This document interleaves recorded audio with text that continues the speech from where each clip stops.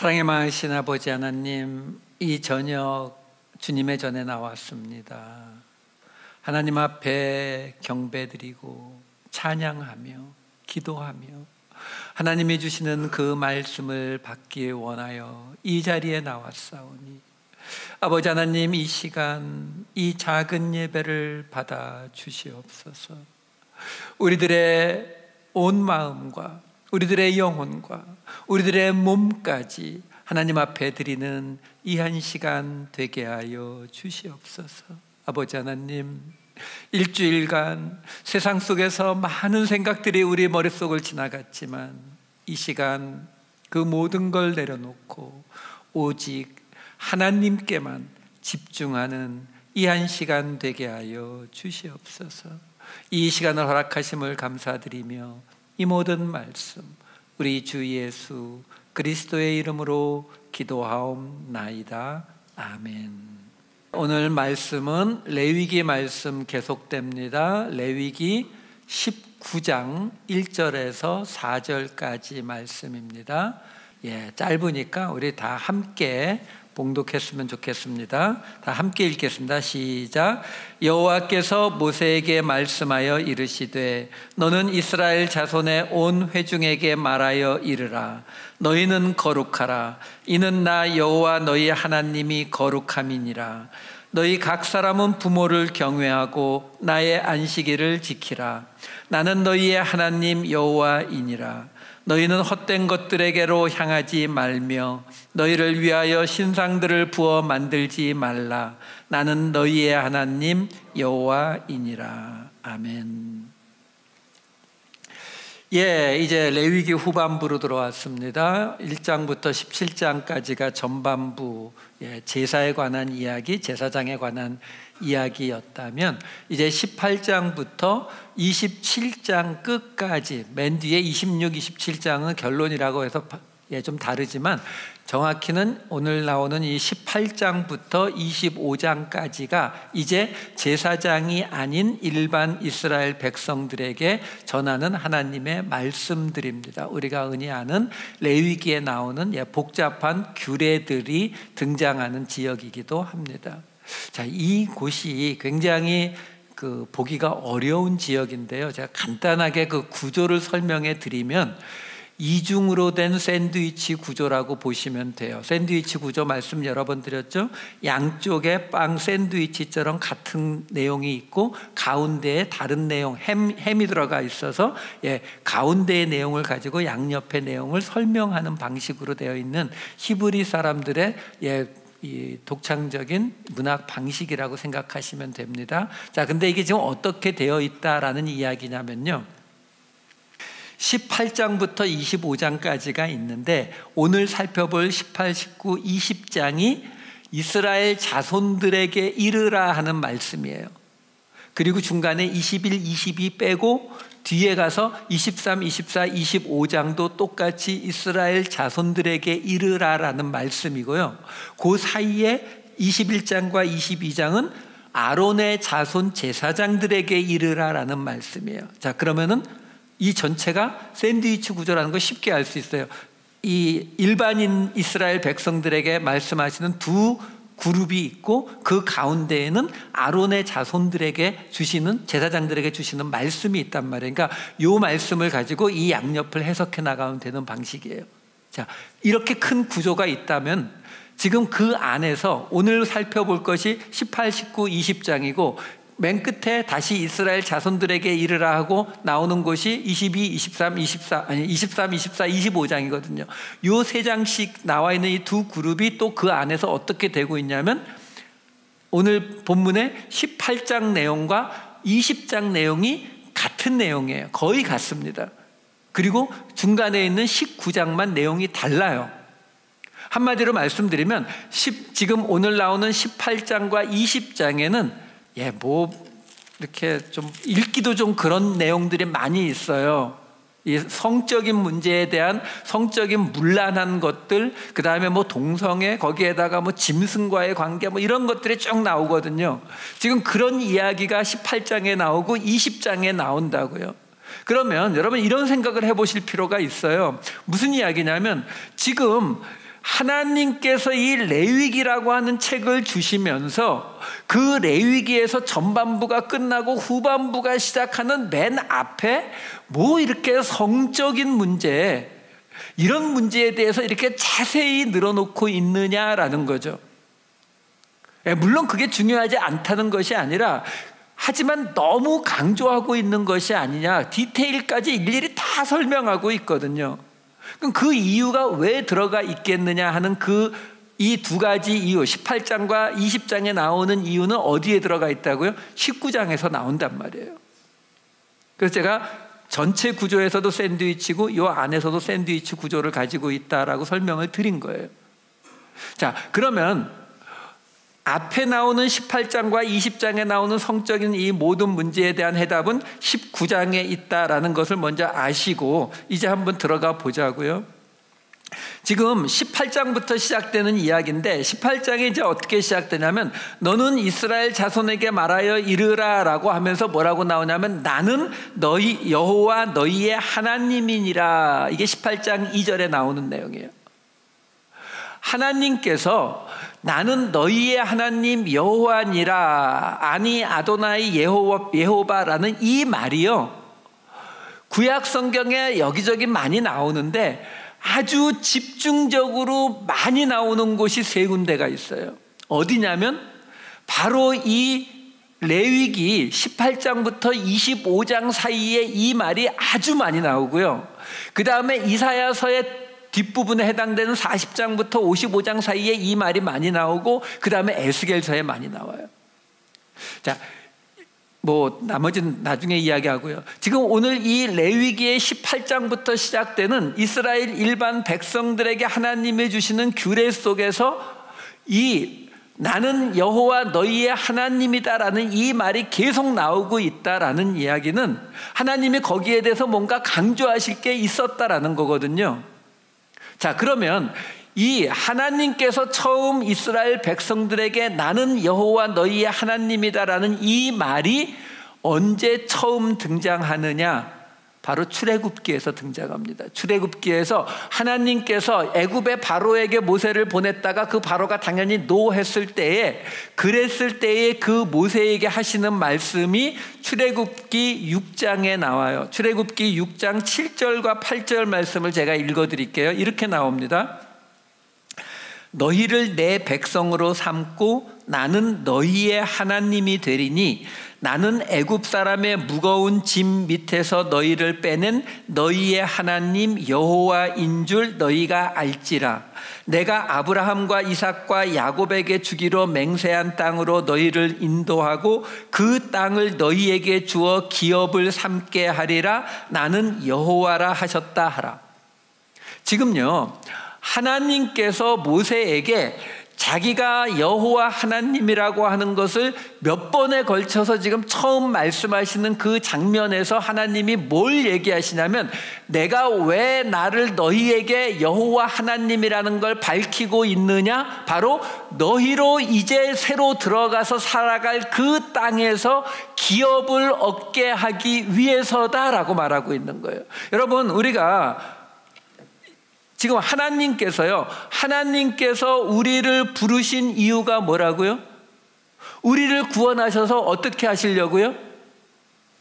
이 땅에 하나님의 나라를 세우고, 그리고 나중에 천국에 가서 하나님과 함께 있게 하기 위해서죠. 그게 가장 마지막 목적이란 말이에요.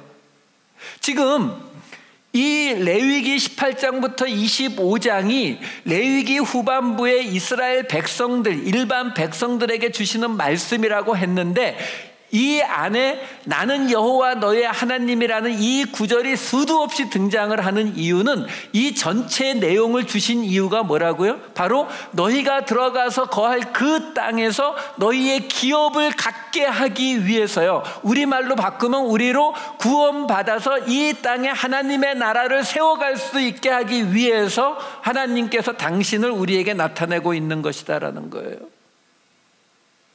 그래서 이제 나오는 이 규례들이 우리에게 주어진다라는 거예요. 그래서 제가 계속 말씀드리지만, 여기에 나오는 이 규례들 하나하나를, 그 규례 하나하나를 보게 되면은 우리는 전혀 딴 데로 가요. 왜? 특히 여기 나오는 이야기들을 보면은 다 성적인 거예요. 성적인 것들이어서 뭐 쉽게 말하면은 아버지의 아내하고 관계를 맺지 말라, 이모하고 하지 말라, 뭐 영 그런 이야기들만 잔뜩 있단 말이에요. 그러면 이런 이야기들을 볼 때에 우리는 뭐 지금 이런 거에 해당되는 사람이 몇 명이나 있겠어요. 그냥 나쁜 일이로구나 이렇게 하고 넘어갈 일이 아니란 말이에요. 성경은요, 윤리적인 걸 이야기하는 책도 아니고 그렇다고 비윤리적인 것들을 이야기하는 책이 아니란 말이에요. 지금 여기에 나오는 18장과 19장에 나오는 이러한 성적인 여러 가지 타락의 모습들이 나오는데 그걸 어디서 해답을 찾아야 된다고요?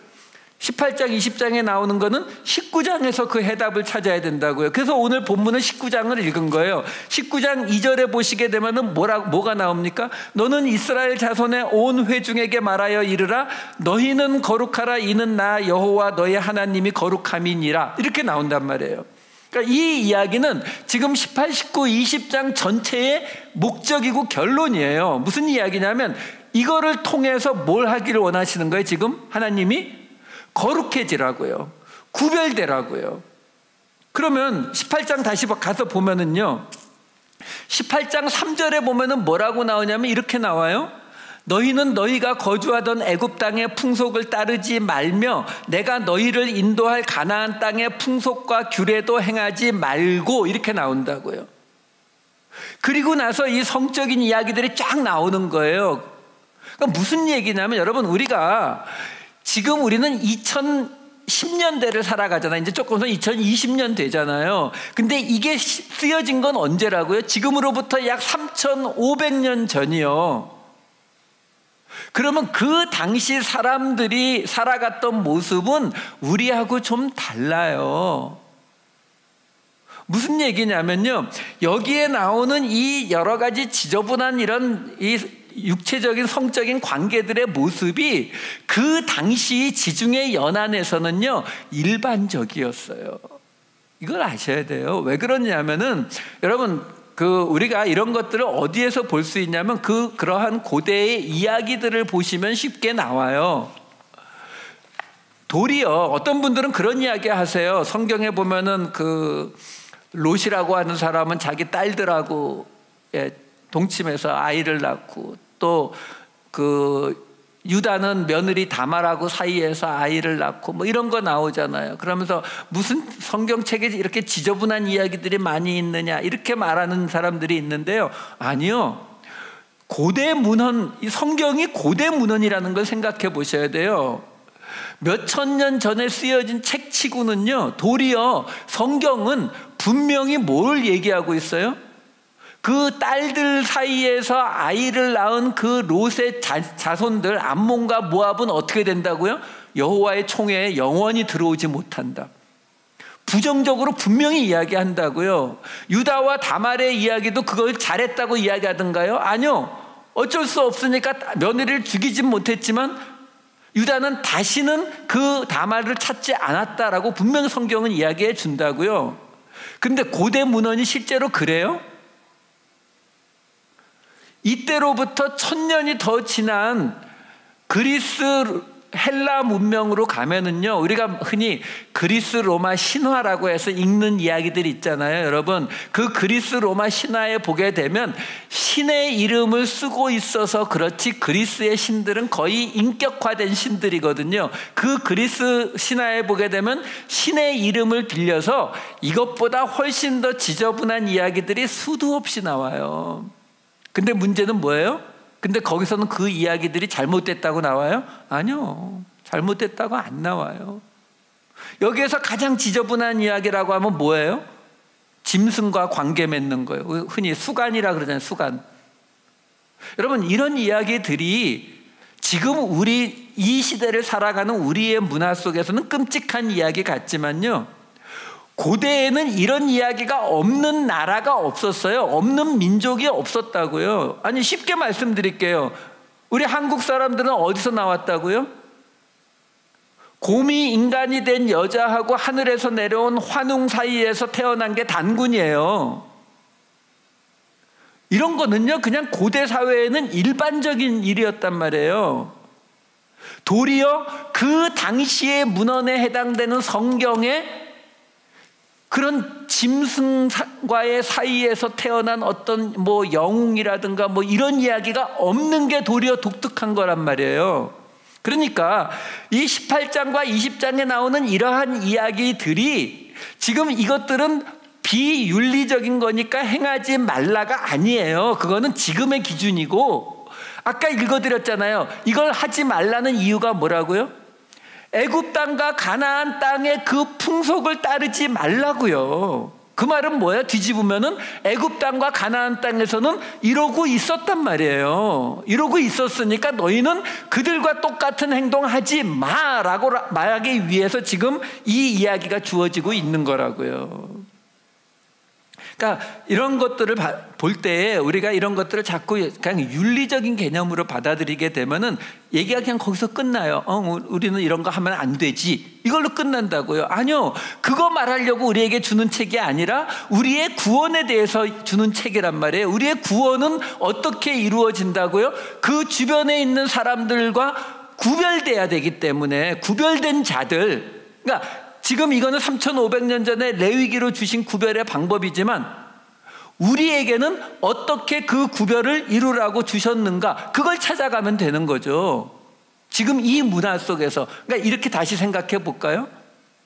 지금 오늘 여기 제가 안 읽어요. 지금 인용하는 것도 굉장히 찝찝해서 읽지는 않는데, 여기 이 18장과 20장에 나오는 이러한 성적인 타락의 모습을 나타내는 나라나 민족이 지금 있습니까? 없어요. 지금 전 세계 어느 나라도, 아프리카에 뭐 저기 아주 막 정신없는 그런 나라들조차도 여기에 나오는 이런 것들을 지키지 않는 나라는 지금은 거의 없단 말이에요. 그 얘기는 뭐예요? 이걸 읽을 때에 우리는 이런 거 안 해요, 우리는 예수 믿어서 이런 거 안 해요 라고 말하는 거는 아무 의미가 없단 말이에요. 왜? 이 땅에 살아가는 예수를 믿는다라고 하는 의미는 이 세상 사람들과 어떤 것으로든 구별이 돼야 되는 거예요. 그게 거룩함이란 말이에요. 구별이 돼야 되는데, 아니 저 사람도 이런 짓 안 하고 우리도 이런 짓 안 하는데 무슨 구별이 돼요? 그 이야기는, 이러한 이야기들은 더 이상 우리에게 어떤 규례나 기준으로 오지 않는단 말이에요. 이거에 대해서 예수님이 새로운 신약의 기준을 주셨어요. 그건 나중에 말씀드릴게요. 우리는 그걸 따라가게 되는 거죠. 왜? 지금은 이걸로 구별 안 되거든요. 근데 이 당시에 애굽이나 가나안에서는 이러한 일들이 벌어지고 있었단 말이에요. 여러분, 성경에서도 세례 요한이 왜 목 잘려 죽었어요?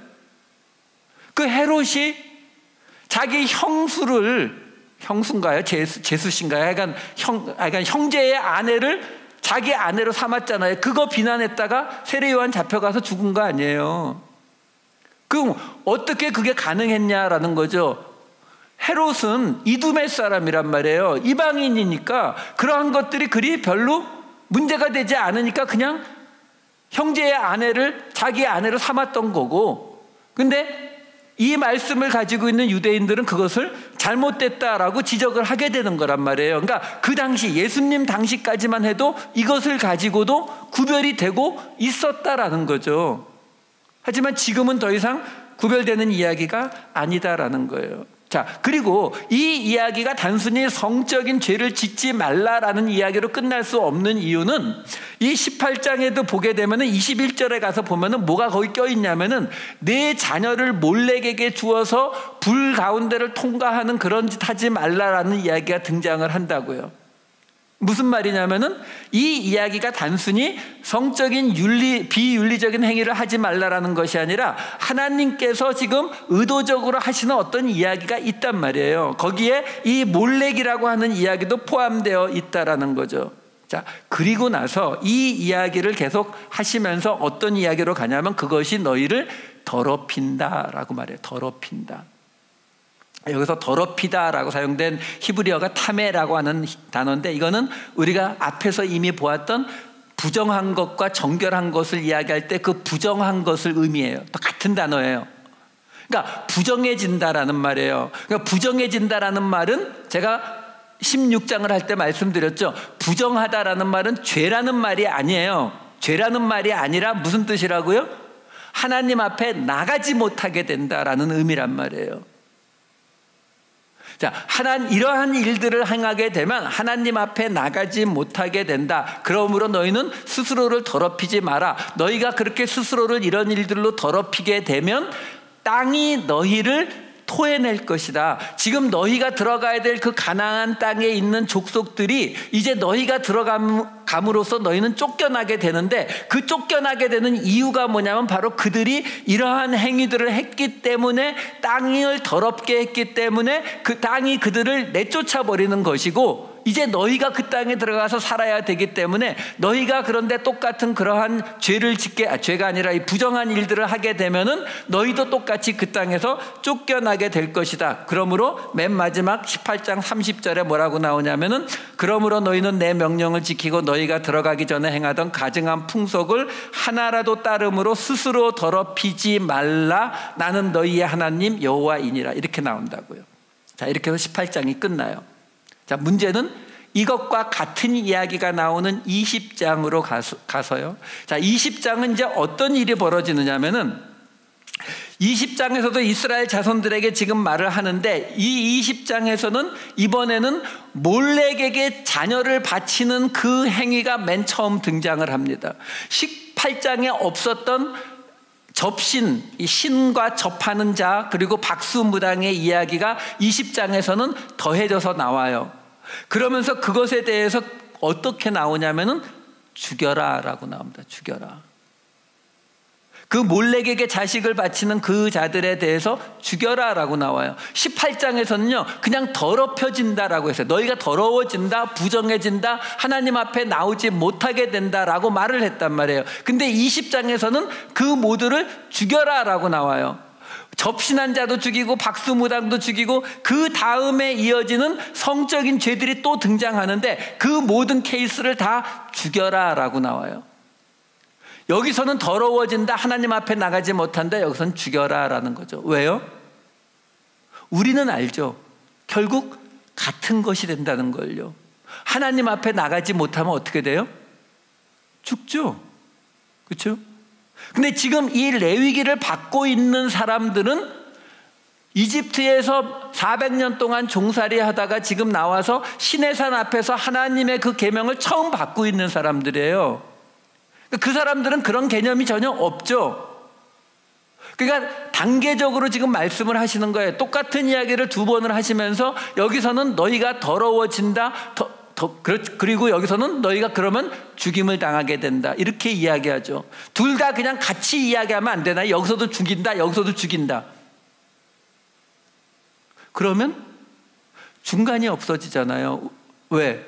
우리가 중간에 있거든요. 우리가 중간에 있죠. 어떤 사람들이에요? 우리는 지금 하나님 앞에 나가지 못하는 그 더러운 상태에서 곧 죽어야 되는 그 운명을 가지고 있는 사람들이란 말이에요. 그러면 요 사이에서 예수님이 개입하셔가지고 우리를 그 부정함에서 다시 하나님과 화목하게 만들어줘야 되는 거거든요. 이 그림을 그려주고 있는 거예요 지금. 그래서 20장에서는 그 모두를 다 죽여야 한다, 이렇게 나온단 말이에요. 자, 그러면 그 18장과 20장이 연결되는 부분이 19장이란 말이에요. 근데 20장에서도 보면 조금 이상한 게 하나 있어요. 뭐가 있냐면요, 20장이 시작하고 나서 몰렉에게 자녀를 바치는 자들은 죽여라 이렇게 나오고, 그 다음에 접신하고 박수무당을 따르는 자도 죽여라 이렇게 나와요. 그 이야기가 끝나고 10절에 남의 아내와 간음하는 자는 죽여라, 뭐 또 그런 성적인 이야기들이 쭉 나오는데, 그 사이에 껴있는 9절 말씀이 굉장히 독특한 말씀이 들어가 있어요. 뭐냐면, 만일 누구든지 자기의 아버지나 어머니를 저주하는 자는 반드시 죽일지니 그가 자기의 아버지나 어머니를 저주하였은즉 그의 피가 자기에게로 돌아가리라. 자, 이게요, 지금 우리가 이런 구절을 읽으면요 그냥 당연히 지나가요. 왜? 지금 하나님 앞에서 몰렉을 섬기고 박수무당을 다 죽여라 하는 이야기 있고, 그 바로 뒤부터는 지금 이 성적으로 타락한 사람들을 다 죽이라는 명령들이 나온단 말이에요. 그러니까 그 사이에 뭐가 있냐면 자기의 부모를 저주하는 사람은 죽여라. 당연하죠. 그 부모를 저주하는 놈을 남겨두겠어요, 그렇죠? 근데 하나 생각해 볼게. 갑자기 여기 왜 부모에 관한 이야기가 튀어나오느냐라는 거예요. 아니, 부모를 저주하는 사람은 죽여도 싸죠. 당연해요. 근데 왜 갑자기 여기에서 뜬금없이 이 이야기가 나오느냐라는 거예요. 이게요, 앞에서도 나왔어요. 어떤 이야기가 나왔었느냐면요, 이 19장이 결론이라고 말씀드렸어요. 근데 19장에 보시면 아까 제가 19장 2절을 읽어드렸거든요. 19장 2절에 너희는 거룩하라 이는 너희 하나님 여호와 내가 거룩함이니라. 이게 19장 2절이었어요. 그 19장 2절이 끝나자마자 19장 3절에 무슨 말이 나오냐면 이렇게 나와요. 너희 각 사람은 부모를 경외하고 나의 안식일을 지키라. 나는 너희의 하나님 여호와니라. 여기서도 지금 다시 나는 너희 하나님 여호와니라는 구절이 다시 반복되고 있거든요. 그 말은 이 이야기가 지금 이스라엘 백성들이 그 가나안 땅에 들어가서 그들의 기업을 이룰 이 구원의 문제와 연결되어 있는 이야기란 말이에요. 근데 거기에서도 지금 뭐가 나오고 있냐면 내 부모를 공경하고 안식일을 지켜라 라고 나오고 있다는 사실이에요. 그리고 나서 4절에 이제 신상들 만들지 말라라는 이야기 나오고서요. 그 다음부터는 화목제 제사 드리는 이야기, 그 다음에 밭에서 곡식 거둘 때 뭐 좀 남기라는 이야기, 뭐 이런 이야기들이 쭉 나온단 말이에요. 그러니까 19장에서 우리가 집중적으로 살펴볼 수 있는 거는 1절부터 3절까지밖에 없어요. 근데 그 1절부터 3절 안에 하나님이 내가 너희의 하나님이다 이스라엘 자손들에게 말하라 1절, 2절에서 내가 거룩하니 너희도 거룩하라 2절, 그리고 3절에 나오는 결론이 부모를 공경하고 안식일을 지키라라고 나온다고요. 그럼 여기서도 우리가 질문이 생기는 게 뭐냐면, 부모를 공경하는 게 맞는데 근데 이게 왜 이렇게 중요하게 등장하느냐라는 거예요. 우리 한국적인 이 유교적인 사고로 보면은 뭐 부모 공경 안 하고 20장에서 부모를 저주하고 이거는 뭐 흔히 말하는 더 볼 필요도 없는 인간이니까 이건 죽이는 게 마땅해. 이게 아니고요. 여기에 지금 갑자기 부모가 등장하는 이유가 있단 말이에요. 다시 20장으로 가봐서 20장 9절에 가면은 지금 부모를 저주하는 자는 죽여라 이렇게 나온다고요. 근데 그 부모를 저주하다라는 이 저주라는 말이 히브리어로 레칼렐이라고 하는 단어인데 거기서 이 원어가 칼랄이거든요. 칼랄. 이 칼랄이라고 하는 이 단어의 본래 뜻이 뭐냐면 가볍게 여기다의 뜻이에요. 그러니까 여기에서 지금 부모를 저주하는 자는 죽일지니라고 하는 이 대목은요, 더 정확히 번역을 하면은 부모를 가볍게 여기는 자는 죽일지니라고 보는 것이 훨씬 더 문맥에 맞습니다. 왜 제가 이 번역을 바꾸어 드리느냐면 여기에서 지금 부모를 가볍게 여긴다라는 말이 도대체 어떤 의미냐라면은, 자, 다시 18장으로 와가지고요. 18장에 보게 되면 그 성적인 죄들이 쭉 등장을 하는데 제가 몇 군데만 읽어 드릴게요. 뭐냐면 이렇게 등장을 합니다. 18장 8절, 너는 내 아버지의 아내의 하체를 범하지 말라. 이는 내 아버지의 하체니라. 18장 12절, 너는 내 고모의 하체를 범하지 말라. 그는 내 아버지의 살붙이이니라. 너는 13절, 너는 내 이모의 하체를 범하지 말라. 그는 내 어머니의 살붙이이니라. 지금 이 구절들이 뭘 의미하는지 아시겠어요?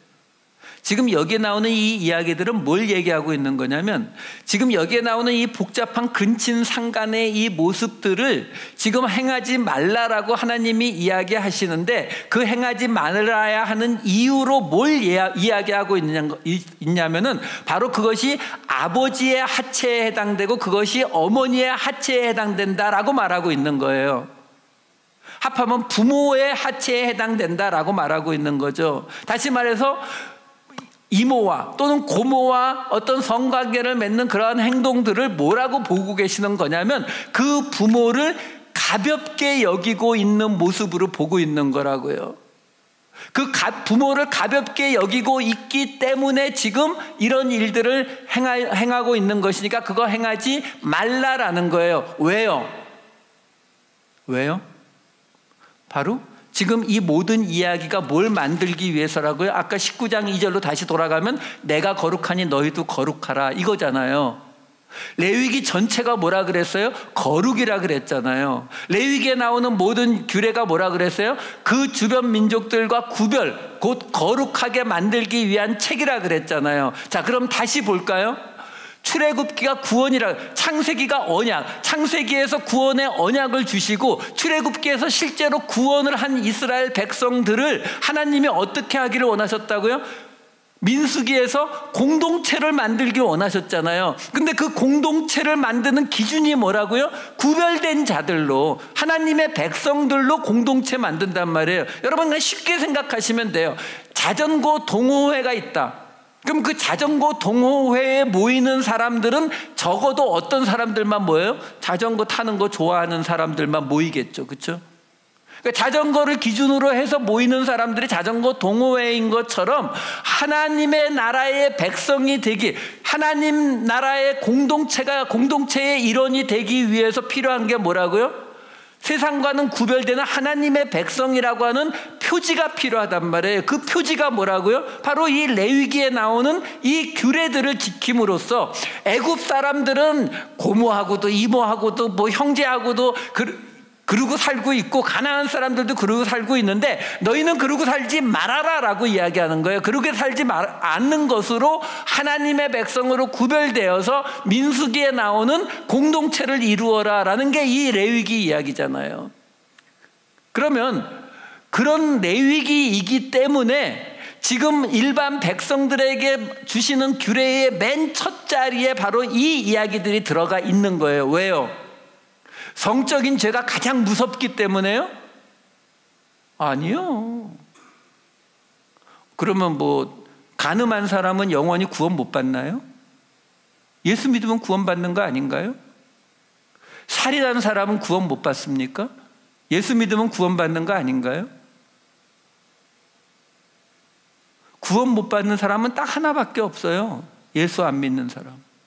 그렇잖아요. 근데 이 이야기가 일반 백성들에게 주시는 말씀의 맨 앞에 나오는 이유가 뭐예요? 여러분, 성적인 죄의 가장 큰 문제점이 뭔지 아세요? 공동체를 깨는 데는 이것보다 좋은 게 없어요. 그거 아세요? 여러분, 뭐 마약을 했다, 도박을 했다고 해서 가정이 깨집니까? 뭐 그걸로 이혼할 수도 있겠지만 그것 때문에 쉽게 깨지지는 않아요. 하지만 간음을 한 경우에는 가정이 깨지는 경우가 아주 흔하죠. 왜? 공동체라고 하는 것은 우리가 여러분 다윗이 나라를 세우자마자 말자 그 아들 압살롬이 반역해갖고 도망갔었잖아요. 거의 나라가 날아갈 뻔했었잖아요. 근데 그 압살롬이 왜 아버지 다윗에게 반역을 하게 됐어요? 사무엘하를 읽어보시면 어디서부터 어긋났어요? 다윗의 다른 아들인 암논이 압살롬과 같은 배에서 태어난 다말을 강간하잖아요. 그 강간한 것 때문에 압살롬이 암논을 죽이거든요. 그것 때문에 압살롬이 도망갔다가 나중에 용서받고 다시 돌아오지만 그 마음속에 다윗과의 갈등이 그때부터 시작됩니다. 그러니까 성적인 죄라고 하는 것을 하나님이 여기서 맨 앞에 언급하시는 이유가 뭐냐면 그 이야기는 이 전체의 이야기가 바로 하나님의 공동체 때문에 주시는 이야기를 말해주고 있는 거하고 똑같은 거예요. 그래서 제가 아까 말씀드렸잖아요. 이 성적인 이야기가 나오는 결론은 19장에 있는 건데 19장의 이야기를 들어가 보면 19장에 맨 먼저 나오는 이야기가 아까 말씀드린 대로 부모를 경외하고 안식일을 지키라라고 하는 이 이야기가 끝나자마자 그 다음에 나오는 이야기가 화목 제물을 드리는 이야기가 나온다고요. 번제도 아니고 소제도 아니고 속제제 속건제가 아니라 화목제만 나와요. 우리가 알다시피 화목제는 하나님과의 화목도 되지만 그 고기 가져다가 이웃과 나눠 먹게 되어 있는 제사란 말이에요. 그러니까 화목제가 등장하는 거고 그 다음에 등장하는 건 뭐예요? 밭에서 추수할 때에 한쪽 남겨서 가난한 사람들 가져갈 수 있게 하고, 포도원에서 포도 딸 때에 좀 남겨갖고 가난한 사람들 먹게 하고, 도둑질하지 말고 내 이웃에 가난한 사람들 착취하지 말고, 품꾼에게 주는 삭슬 그 다음 날까지 미루지 말고, 재판할 때 공정하고 형제들 사랑하고, 이 이야기가 지금 19장 내내 계속된다니까요. 이 모든 이야기가 다 뭐예요? 그 공동체 안에서 이웃들과 문제없이 살아갈 수 있는 길을 만들어 주는 거예요. 여러분, 이런 것들이 아무것도 아니라고 생각하시면 안 돼요. 여러분, 20세기 초에 공산주의가 왜 전 세계를 다 휩쓸었어요? 부자와 가난한 사람이 너무 갈라지게 되면은요, 그러면 가난한 사람들이 그냥 얌전히 굶어 죽게 됩니까? 아니요. 언젠가는 칼 들고 총 들고 덤벼들게 되어 있는 거예요. 그게 인류 역사가 보여주는 거거든요. 그러니까 하나님이 이 이야기들을 하시는 거라고요. 이 이야기들의 하나님의 의도는 뭐라고요? 내 주변에 있는 사람들을 항상 돌보아서, 목적이 뭐예요? 내 공동체가 깨지지 않게 해라. 이게 목적인 거예요. 재판할 때 공정해야 되는 이유가, 안 그러면 공동체가 깨진다니까요. 지금 하나님께서는 이 모든 이야기를 통해서 우리에게 이것들을 통해서 공동체를 만들어 가려면 너희가 이렇게 이러한 기준을 가지고 너희가 구별되어야 한다라고 말하는 거예요. 그래서 이제 말씀드릴게요. 결론이 뭐예요? 지지난주에 주일날 말씀드린 것처럼 예수님께서 이 레위기 전체를 하나로 뭘로 바꿔버리셨다고요? 너희가 서로 사랑하면 사람들이 보고 너희가 내 제자인 줄 알리라, 이쪽으로 가버리시잖아요. 지금 여기서는 이 모든 성적인 죄를 행하지 않고, 그 다음에 19장에 나오는 이 모든 공동체를 하는 이런 모든 것들을 행함으로써 구별된 공동체를 만들어갈 수 있다라고 한 걸 예수님이 하나로 묶어버리신 거예요. 여러분, 고린도전서 13장 다 잘 아시잖아요. 사랑에 대해서 나오죠. 믿음, 소망, 사랑 세 가지는 항상 같이 있을 것인데 그중 제일은 사랑이라. 왜요? 아니, 예수를 믿고 구원받는 믿음도 중요하고 우리가 미래를 향한 소망도 중요한 거 아니에요? 천국에 대한 소망 없이 어떻게 예수를 믿고 버텨나가요? 왜 근데 사랑이 중요하다고 얘기해요? 지난주 요한일서 말씀처럼 이런 것들을 사랑이라고 하는 어떤 철학적인 이런 개념으로 받아들이시지 마시고요. 성경은 그런 책이 아니라고요. 고린도 교회에게 주시는, 공동체에게 주시는 말씀이라는 거 생각해 보면 아주 쉬워요. 예, 믿음도 중요하고 소망도 중요하고 사랑도 다 중요한데 너희 고린도 교회 공동체에는 사랑이 가장 필요한 거야. 이 이야기하고 계시는 거라고요. 그 사도 바울도 로마서 13장에 뭐라고 합니까? 사랑은 율법의 완성이니라, 이렇게 말해주고 있는 거라고요. 그 율법이 뭐라고요? 이거요. 여기에 나오는 이 모든 율법의 완성이 사랑으로 이루어진다. 그 사랑으로 우리가 구별돼서 거룩해지고 그 사랑으로 우리가 공동체를 이루는 것, 하나님이 이 레위기를 통해서 18, 19, 20장을 통해서 말씀하시는 그 모든 것이 단지 그 사랑 하나로도 이루어진다. 그 말씀하고 계시는 거예요. 이제 두 주를 더 갑니다. 레위기. 그 두 주 가는 동안에 이 레위기를 통해서 하나님이 우리에게 원하시는 그 거룩의 모습이 무엇인지, 우리는 그 거룩을 이 땅에서 어떻게 이루어서 공동체를 형성해 갈 것인지, 그거에 대해서 고민하고 묵상하시는, 그래서 하나님의 원하셨던 그 민수기의 공동체가 우리는 이 땅에 하나님의 교회로 세워지게 되는 그 일에 함께 가시는 저와 여러분 되시기를 우리 주 예수 그리스도의 이름으로 축원드립니다. 기도하시겠습니다.